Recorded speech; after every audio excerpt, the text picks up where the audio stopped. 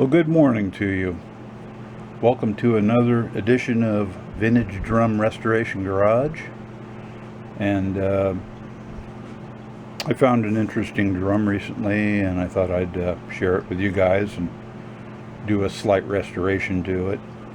But let me set it up by saying that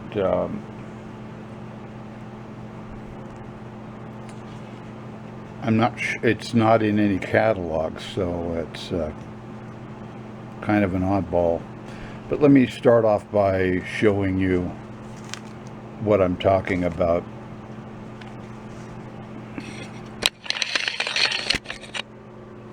Ludwig, back in the 20s, for a short time made these Ludwigold drums. There's the Black Beauty, but they also have this Ludwigold. And it was a fragile finish. They'd spray it on the shells, very fine gold flake, probably mixed with lacquer to make it stick.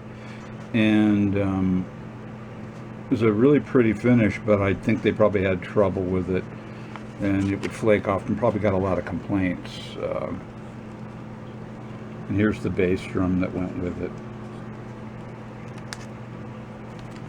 They also had a stipple gold finish, which I'm trying to find here.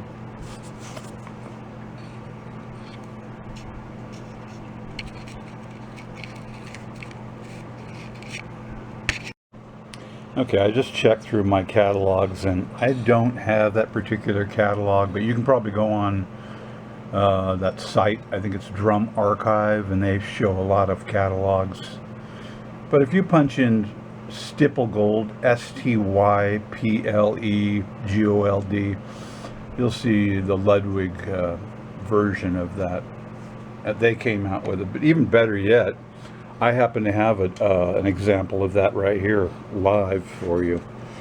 This drum is a stipple gold finish, and you can see that it's chipped away. It was a very delicate finish, and this is a 5x14 Super Ludwig, and it's an interesting drum, cool drum, sounds great, but just really delicate. You really probably wouldn't want to bring it around and play it too much.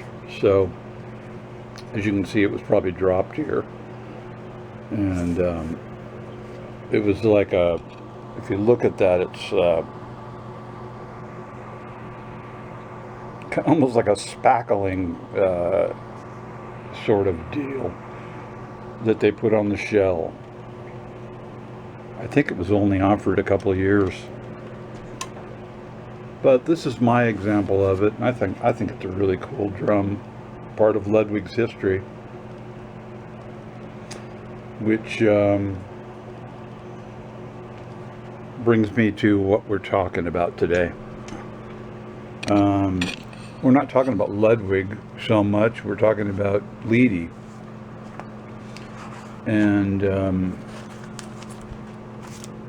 I found a Leedy snare drum, as a matter of fact, just yesterday. My friend Troy, you've seen him in a previous video of my friends coming over and helping restore a Ludwig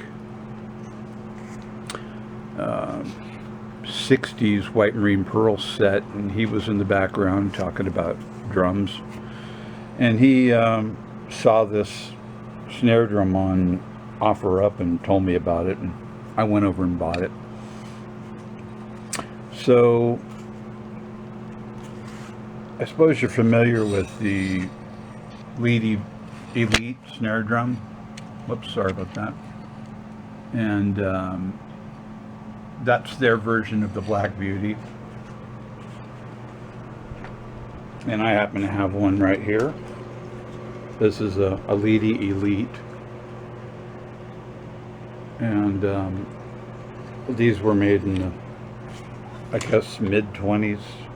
This is an early version of it. You see by it, the throw-off. It doesn't have the extension arm on it, so this is probably about 26 or so, 1926. It's in fairly good shape, got the original heads on it.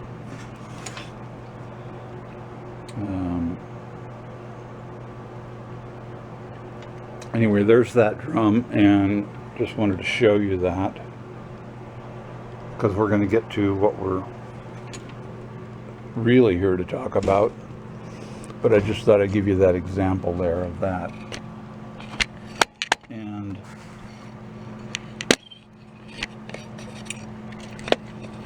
I cannot find this drum anywhere online or anything. So here's the Black Elite with the longer throw-off arm you see here. That's called the professional throw-off. And then the next page, I think, shows this drum pretty much as close as I can get to it. Colonial Gold. Now, they obviously sprayed this gold on the bass drum, the wooden bass drum, but they're saying here in the Colonial Gold Finish that it's a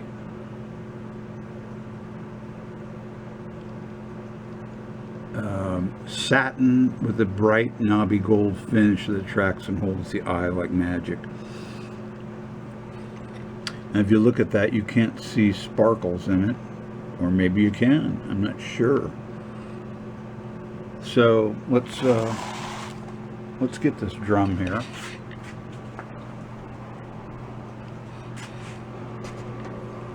And here it is.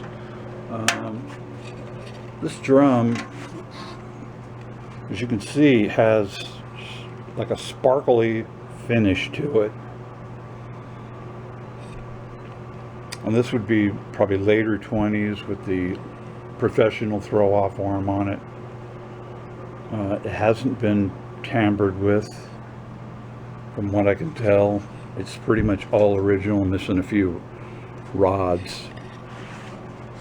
But it's pretty nice looking. And complete. The throw-off needs some attention.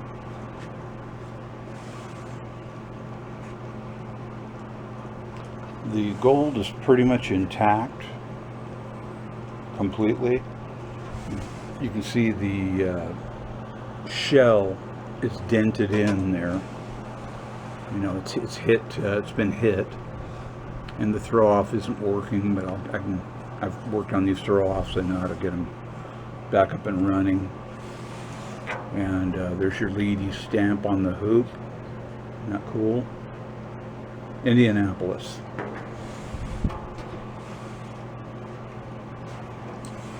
Just giving you a once-over on the 8-lug drum.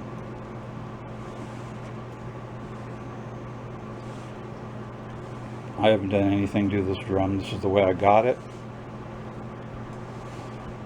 So now what I thought we'd do is we'd take it all apart and try to give it a quick restoration, and probably put heads on it and get it up and running. I just thought it was a really interesting historical piece. Yeah, I thought before we start taking it apart, we'd show all three of these drums next to each other. Give you kind of a good idea. This drum has been restored. I restored it as much as I could, and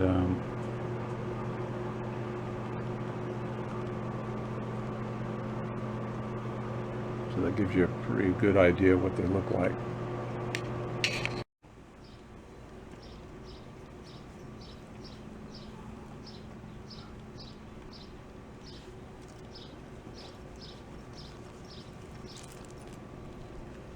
You're all dirty. Look at you. Look how dirty you are.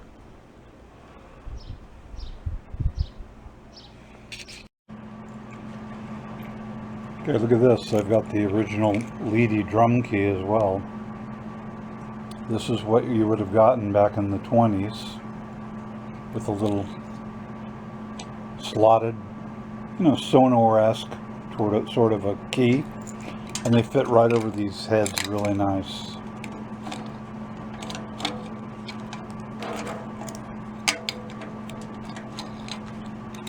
So let's start taking this baby apart.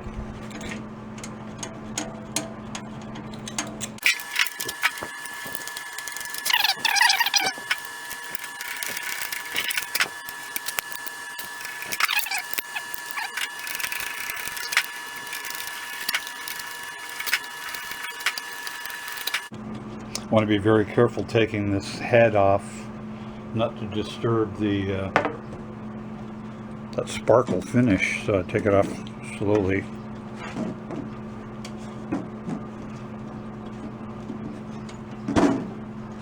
There we are.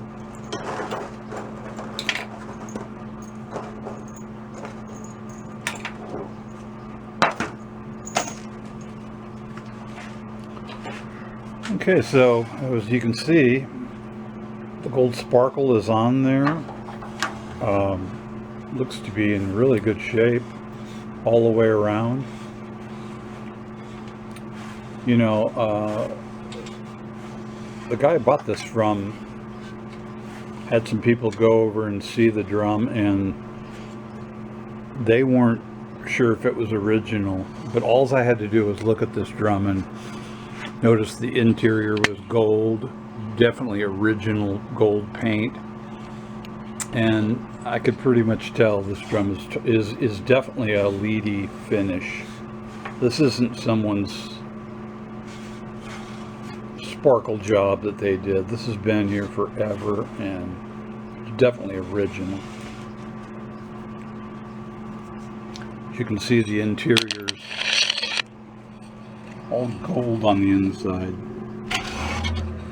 Look at that. That's a Leedy finish. We're going to get those dents out of it.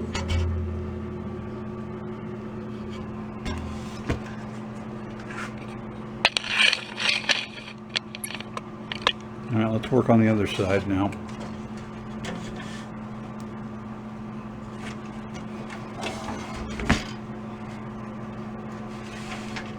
Let me take this throw off here first, off the drum.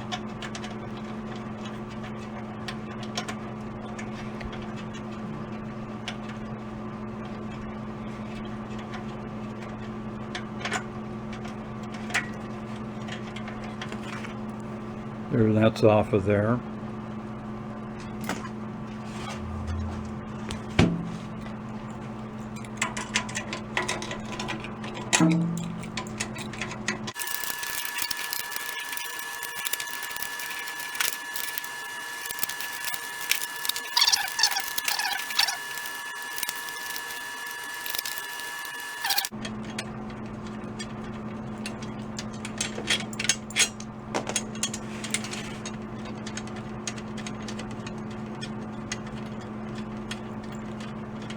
Some of these rods are bent too. There's that.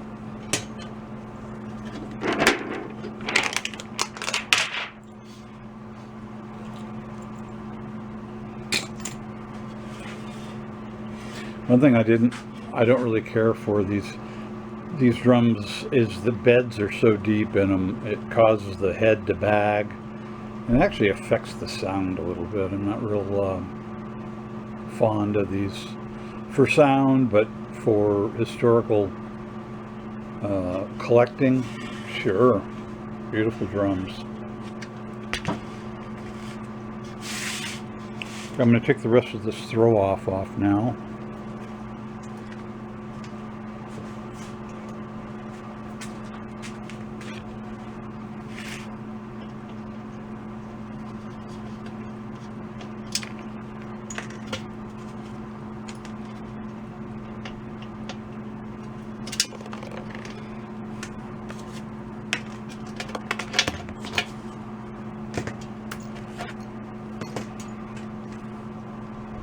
There's the throw off, or part of it anyway, top of it.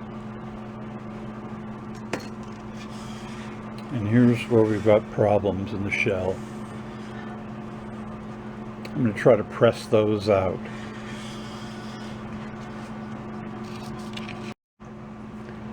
What I thought I'd do on these two dents here is not, I don't want to bang on the shell, because that could loosen the paint up and cause a big problem. So I made this block.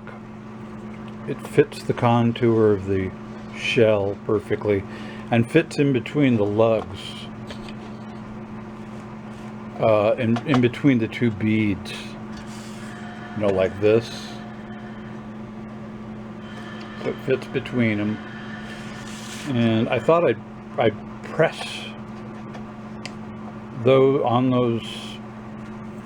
I've got a block here that's going to sit on top of these lugs, and I thought I'd put a clamp in here and just slowly try to press this dent out. So let's see what happens here.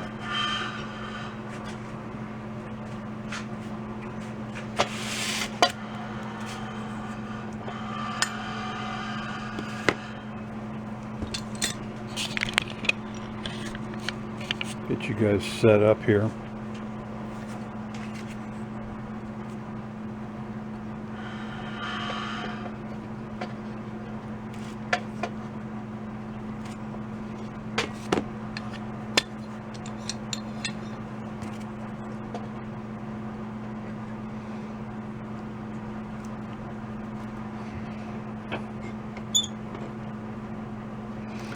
Okay, so I'm right on top of that dent, the top of it, and I'm just slowly pressing on it.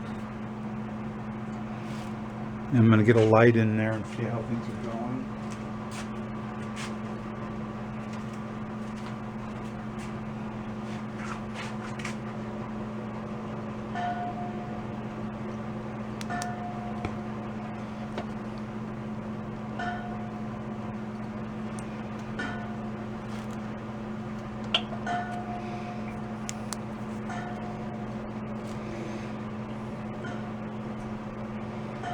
Coming out.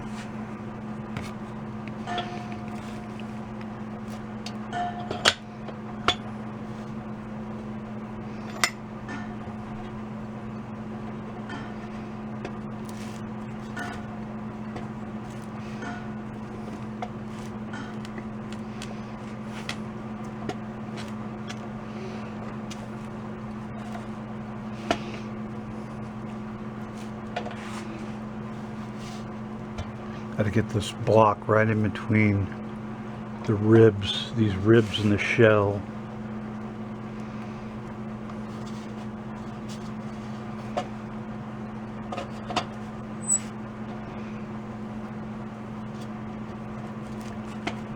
I'll just have a look here how things are going.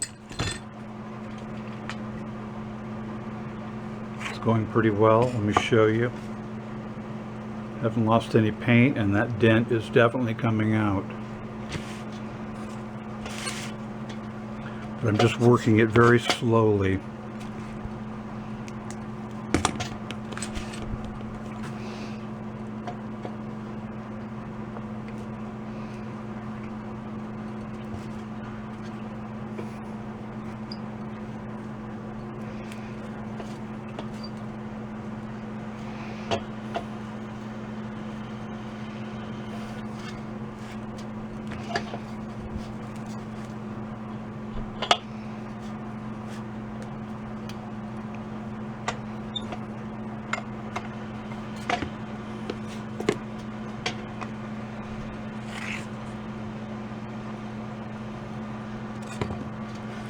Yeah, it's coming out.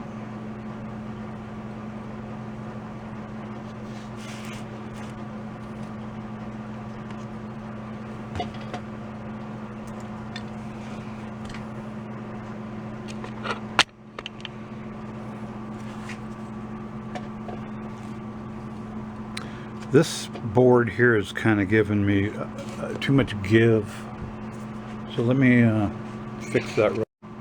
Yeah, I'm using a hardwood block here that's helping me a bit, and I'm just kind of watching it, and I've just about got the dent out, as you can see in there.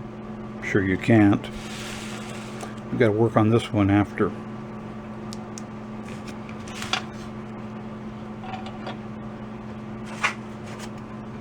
This is kind of one of those two people jobs, really.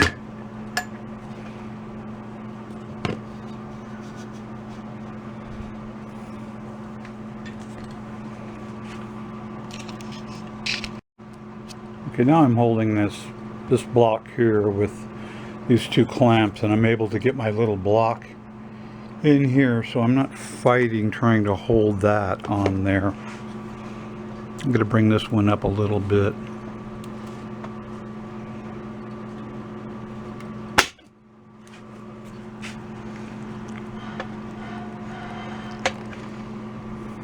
Did I say I wasn't fighting it?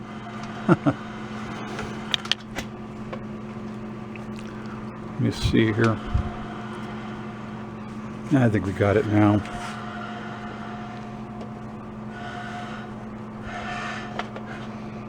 There it is. Now we can get our clamp in there. Operate a little better here.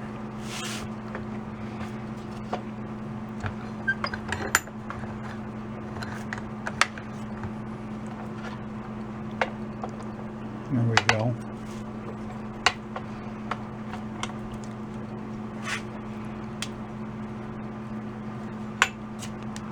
Now, as I squeeze, I'm having a look inside there. I'll move the clamp a little bit and the block.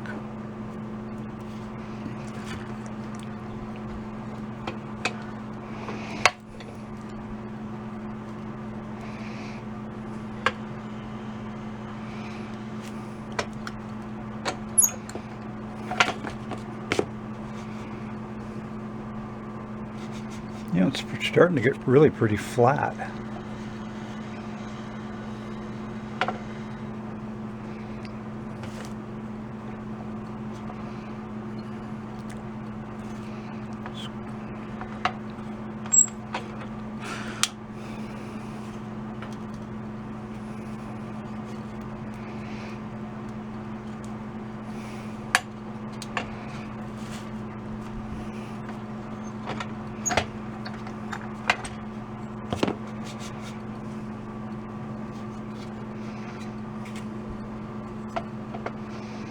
You work on this one over here now.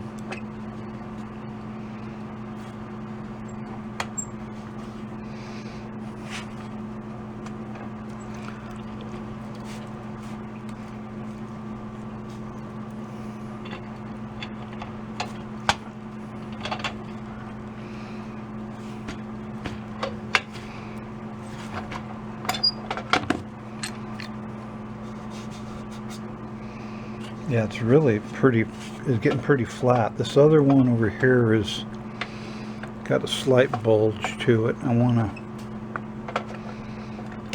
still want to try to get that a little bit more flat. You may not be able to get this perfect, but I just don't want to bang on it.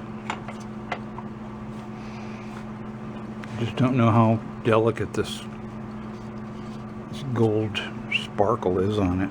Just don't know. Seems to be on there pretty darn good though.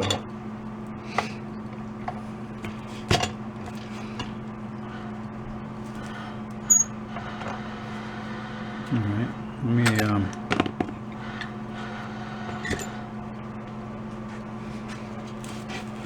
get these things off of here.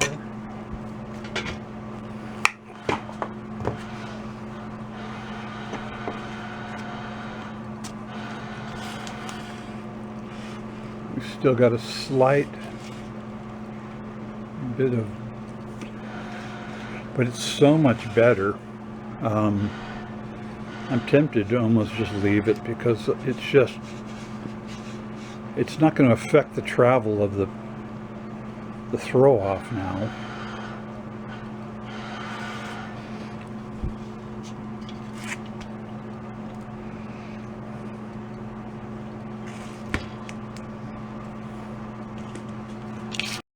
And now what I'm doing is I'm going to, just to try to get a little bit more of that dent out, I'm going to go ahead and put this hardwood block up against the shell, and I'm going to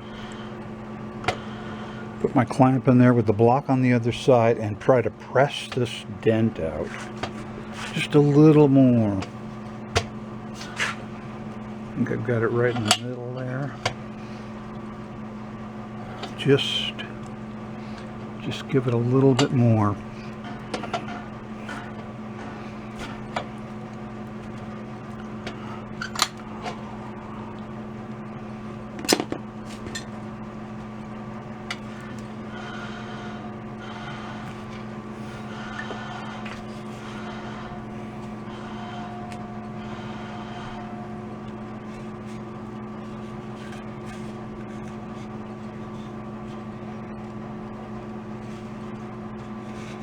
Yeah, that's probably as good as we're going to get it. I'm not real concerned with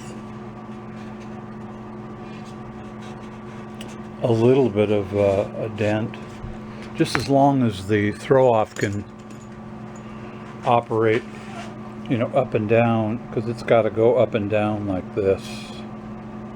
And I don't want it dragging on the shell, obviously. So it was dangerously close to the shell. So we're going to live with that right now, and we're going to move on. You know, each one of these are called knobby lugs. These are the later versions with 4 holes. They started out with holes in the middle, 2-hole versions, and they were a little bit shorter. But these are the later, I think 26 on to about 1929 or 30. And they're held on with 4 screws. They're all brass screws. You got to be careful. All these retaining screws are brass, and the nuts. I believe the washers are too, so you got to be very careful. You don't want to break them. We don't want to try to replace those. I'm just taking those out slowly with the nut driver.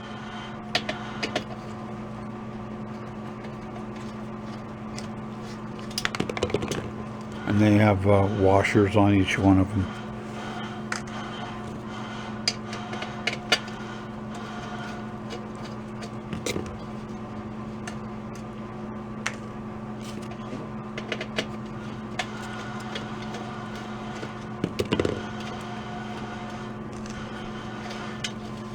Okay, so there's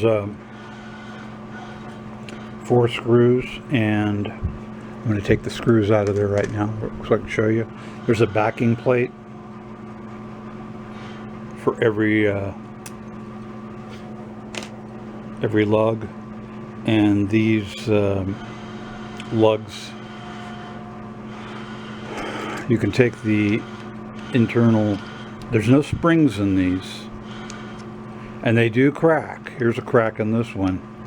But look, I'm not really going to be playing on this drum, so I'm not concerned about it.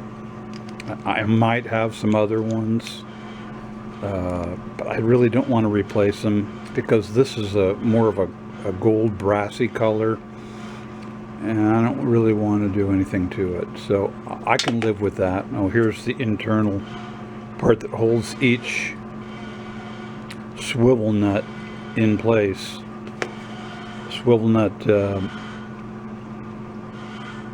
is held in place by this slot here, and there's a little divot here that holds it in place, like slotted in there, as you can see. It just holds it in place like a screwdriver. All right, so each lug has that.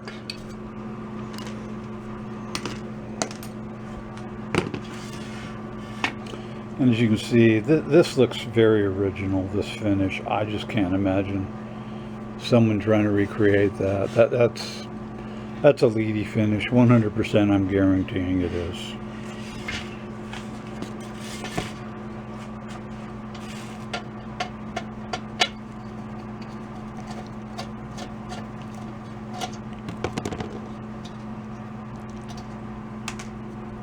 The gentleman I bought this drum from, I said, hey, can you give me a little history on it?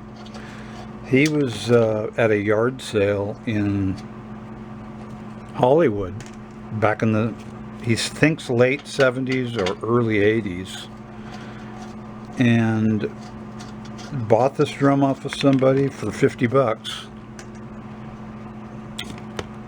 And he wasn't a collector of any kind. He just thought it was a cool looking drum, and put plastic heads on it, and I guess used it on some gigs. He said he used it on a lot of gigs. So that's about as much history as I have on it. But it could have been a special order, we don't know.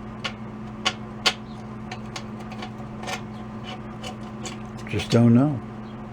Maybe Mike Corrado knows. If Mike Corrado's in the audience, maybe he can chime in.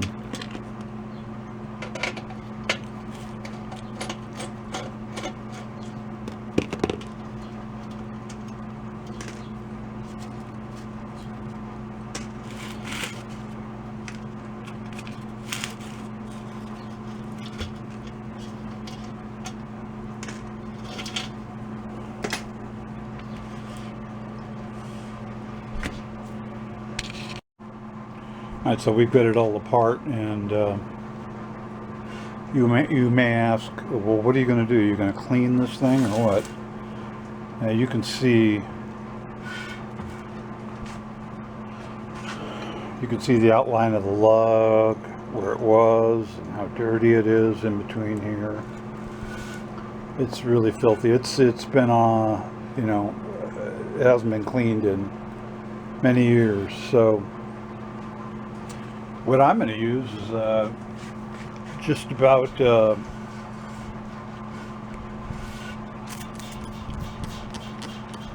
3-to-1 ammonia water. So 3 parts ammonia to 1 part water, and I'm going to let that soak on there. And I've already done 1 spot. Then I'm going to use this glass cleaner on there too. This is pretty good stuff. I'm going to let that kind of soak on there, these 2 panels.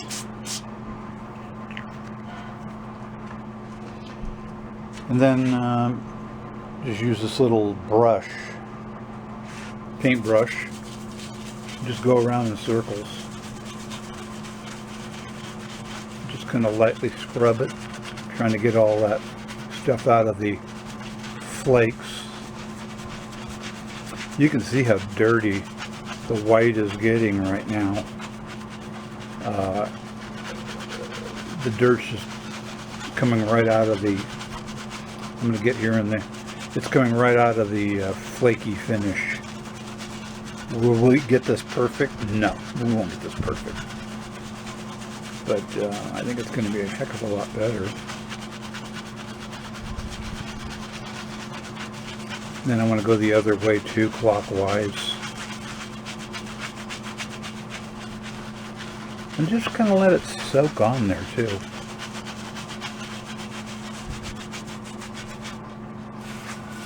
So now I'll work on this side, this panel.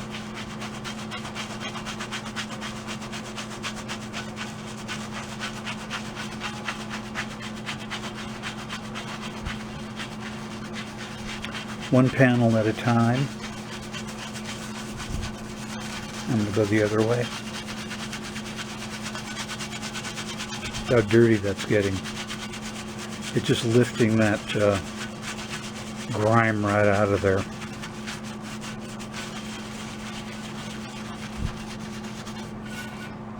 Now, what I do is I take my solution, and I want you to look at the color of the dirt coming off of here. You can just see the color of the solution, how dirty it is coming off of there, and how beautiful that's turning out. Look at that, it's bringing that gold right back out.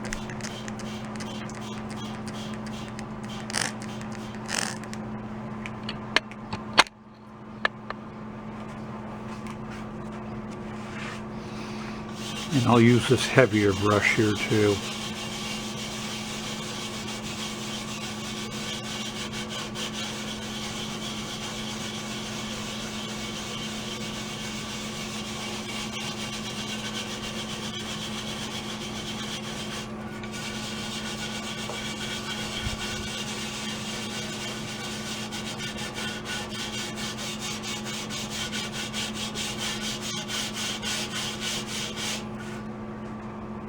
You know, I'm going to do the same thing, kind of watch the color of the solution coming off of it, and I can still see it's yellowy.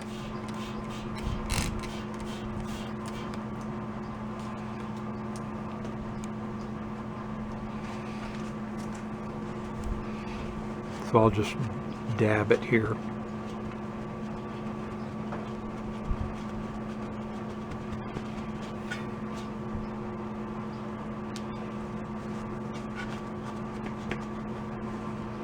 And I'm not seeing any brown on the cloth, so.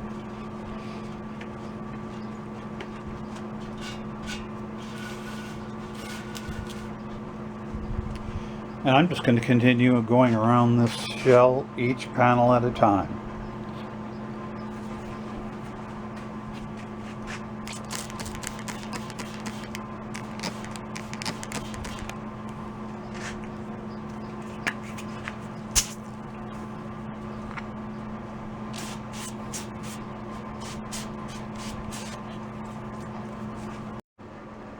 Okay, now we're going to repair this throw off, and the first thing you want to notice is that it's bent because it took a hit. This adjusting rod here should be parallel with this, and you can see it's taken a kind of an angle. So how do we repair that? Well, we have to bend this part here. And how do we do that? Well, we'll put it in the vise here. I'm going to put these 2 feet in the vise. Got these wooden jaws in here. I'm just going to fasten it in here real quick. And I'm going to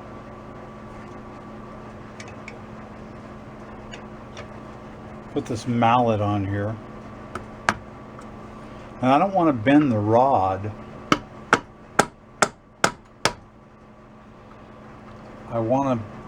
I only want to bend the plate here, which I think I've just done. I want to bend it right in this area. Let's have a look.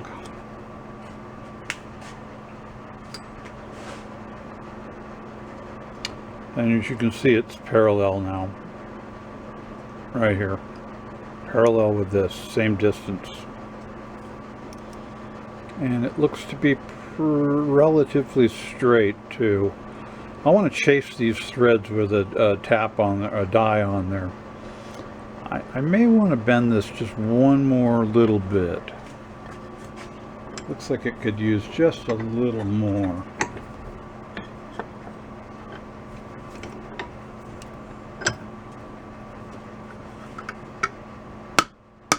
There it is. I use these rawhide hammers. Oh, I wanted to show you something here. On these old Leedy throw-offs, they took the time to engrave Leedy in the top here. I don't know if you can see that. A lot of detail on these drums, just beautiful. Okay, so we've taken the time to chase the threads on this part. They're all clean now. I'm going to take this tap out of here and I'm going to read the number on it. Just a second. Yeah, so that tap was an 832. I have lightly buffed this, not much, just a light graze over it. Like I said, I'm not doing a complete restoration on this. It's just a light restoration. You can see the Leedy engraving in there now. And now this part's all straightened out. I wasn't able to find a die that would fit around that, so I just cleaned the 832 threads on there. Now this part, I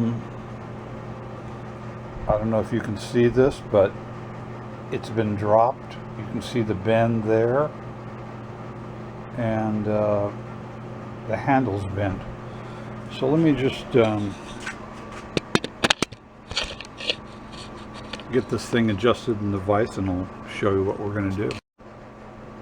Oh, and Your initial tendency to try to undo these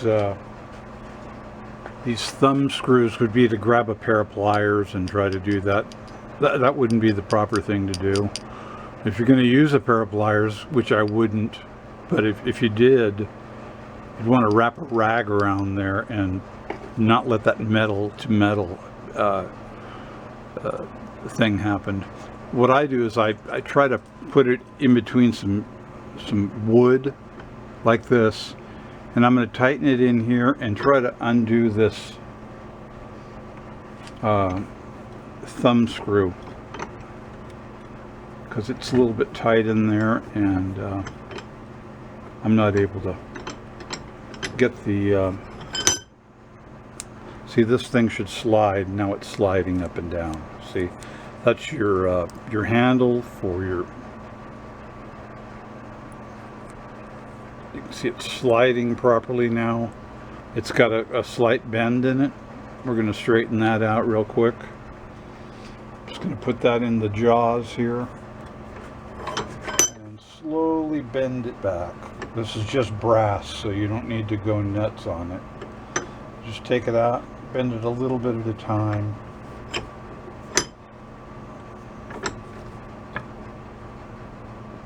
And it'll be nice and back to straight. And you just take a look at it and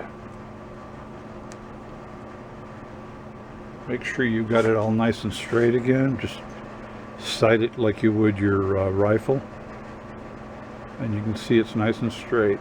Whoops, like that. There you go. Pretty straight. And these threads are working good here. So now we've got a bend here, as you can see. So we're going to put that in the vise and bend him down.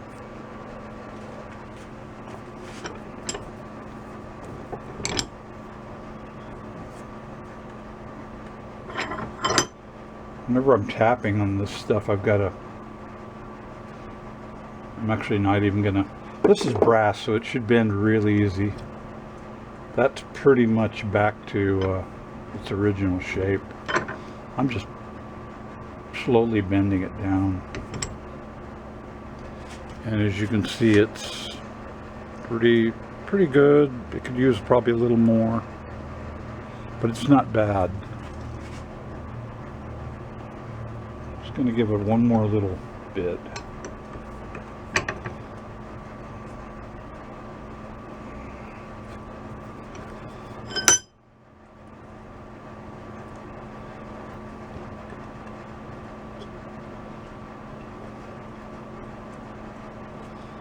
It's looking pretty good.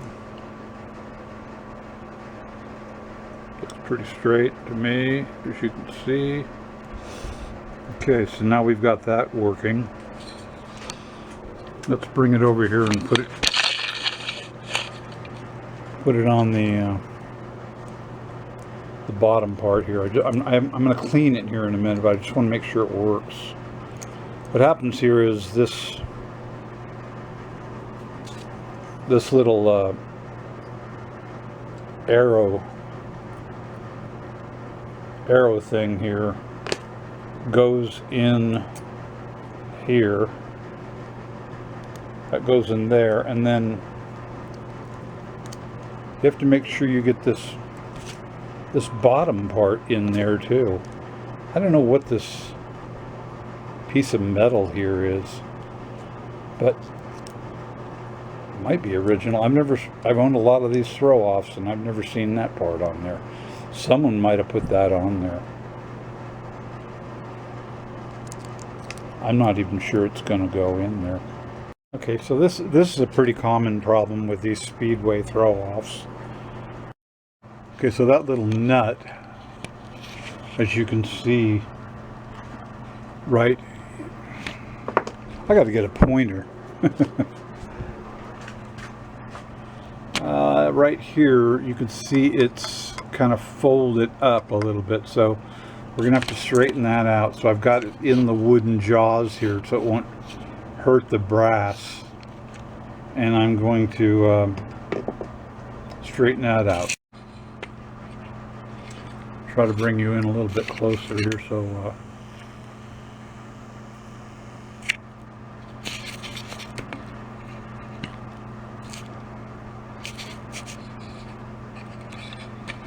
I'm going to adjust you in so you can see what the heck's going on here. So I've got this part of the flat spot is like bent up a little bit, so I've got this piece of small pipe which I'm going to slip over this thing here and try to tap on it and get it. It's only brass, so you can see it going down. So now we're going to get it all nice and flat, and there it is. It's all back to flat. Let's have a look here.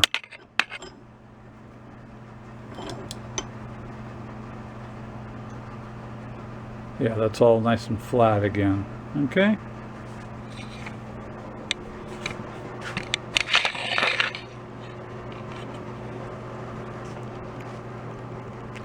Now what you got to do is you got to get this part back through this link here. Let me just do it down here. It's so hard to get this on camera. You got giant fingers in the way. So what we want to do is we want to get this part here through this link and back down through this link.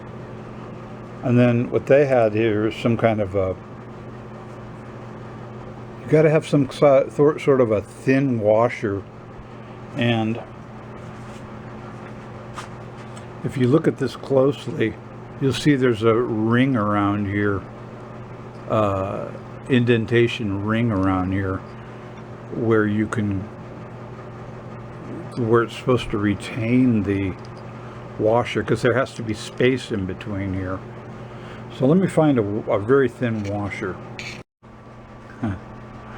Okay, this is what I'm talking about. This is called an E-clip, and these are you can find them at a nut and screw place. It goes over this, it slips right over this, as long as this groove in here is the same thickness as this E-clip, it should slide over it. I haven't tried this one yet. We'll see. It could be too thick. No telling what they had on here originally. But you have to have something to retain this thing on here.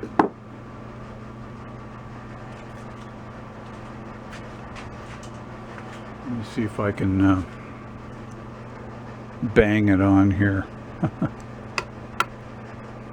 I think it might be too thick for this this groove here. Let me see if I can thin it out. Okay, so there's that E-clip that's fastened on there.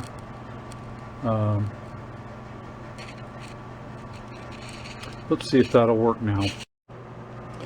Okay, so we've got this throw off here. All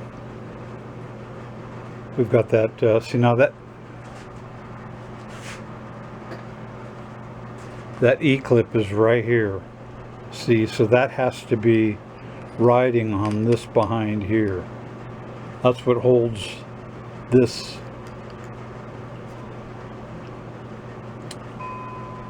This is, well, I forgot what this is called, where you hold your strings. I call it a loom. I was corrected by somebody. I forgot what they called it. This one with the holes in it. I call it a loom. I don't know why. That has to be up against this back plate. Now you'll see that the throw off is working. Let me show you how much though. These throw offs are notoriously, the throw is only about 3/8 of an inch. So I don't know if you can see that.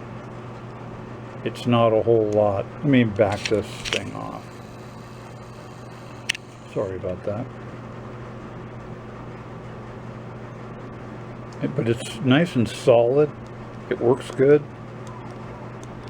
I'll show you that when we get it installed. I haven't cleaned any of this part up. I just wanted to show you that it's operational. Okay, I've mounted that throw off on there. I just wanted to show you how the travel is now. It's about 3/8 of an inch. I think most throw offs are closer to at least a 1/2 inch or better. But it's workable. If you get your snare cords the right tension, they work good. I have these on a few of my drums, and they're good throw-offs. Okay, so I've installed all the external parts. All the lugs are on there. You notice I have not cleaned any of these parts thoroughly and restored them. Really the purpose of this video is just to get this drum up and running. Restoring this drum completely would take days, and I don't really have the time for it right now, so that may happen in the future. But I just wanted to get this drum kind of up and running and give you a brief overview of it.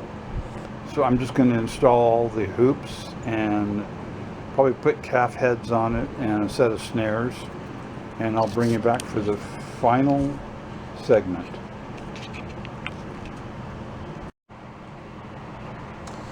And here it is all back together, and it's in working condition now. Perhaps one day we'll get back to this drum and do a full restoration, but that would take every part being stripped and buffed and re-lacquered. It's quite a huge process, and I just don't have the time for it right now. I've got just too many things on my plate. So hopefully you enjoyed this little video into this this drum, and we got some other projects we're working on too, so stick around, and till the next one, have a great day.